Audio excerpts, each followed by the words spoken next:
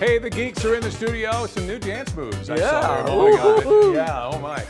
Ryan and Bert here to talk Google. I guess they had their big developers conference. Absolutely. Right? Google I/O. So they basically laid out their roadmap for their next year, and they started with their most important platform is probably Android. It covers 86% of smartphones out there versus the other part, which is Apple, and it's called Android P. It's already in preview. Now, they just released Oreo. They haven't said what dessert P is going to be just yet. Okay. But it is a refinement of this operating system. I'm hoping for Pie, by the way. Sure, Yeah, Android okay. Pie could Yeah, work. yeah. So they are really changing some of the interface, actually kind of making it more like the iPhone, a simplified home button, a virtual one though, more swipes and gestures. They're even preparing for more phones that have the little notch at the top in the front, just like the iPhone 10.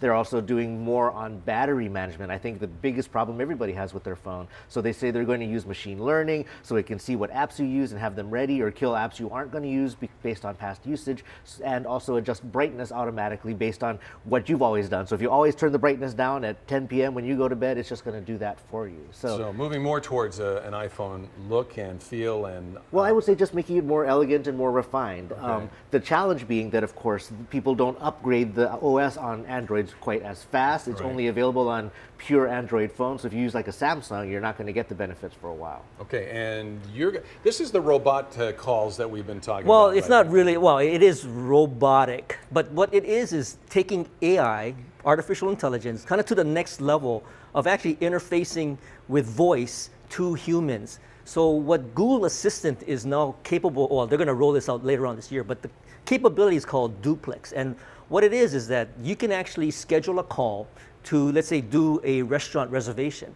And the call, the voices, they also have, different voices, and they've structured it in such a way that the nuances of your speech is also incorporated into the AI. So you're not necessarily going to know if it's a robot or if it's a person. Well, and that's why a lot of people were really taken aback by the capability of this new technology, because what it does is it really passes the Turing test, or very close to passing the Turing test, which basically allows you to, it basically fools you into thinking that you're actually speaking to another human. And it also incorporates these things called disfluencies, like ums and uhs. And So it sounds very human then. Right, very human. So they showed some examples of this actually happening at the keynote.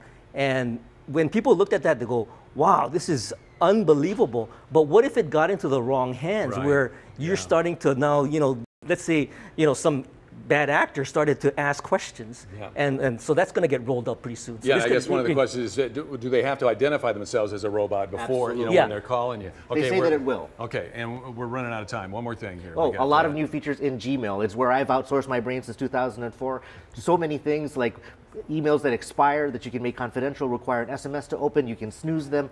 It can even help you write an email while you're writing based on what you've written in the past. So you just turn it on by making advanced features in Gmail, and you can play with all these new tools. Okay, some of them are there, and some of them are being rolled out here, I guess. Oh, they're in the near already future. out. All right, It's pretty exciting. Okay, and on the radio tonight, on Hawaii Public Radio? Yep, HPR 1, 6:30 tonight, we're going to be talking to the CIO from the Department of Education, Brooke Connors, about, what kind of technology is he rolling out to all the kids. It's awesome always to have Ryan and Bert in the studio for information on the IT world, also to see them dance, which they're going to do again right now as we head to break. We'll be back with more Sunrise in just a moment.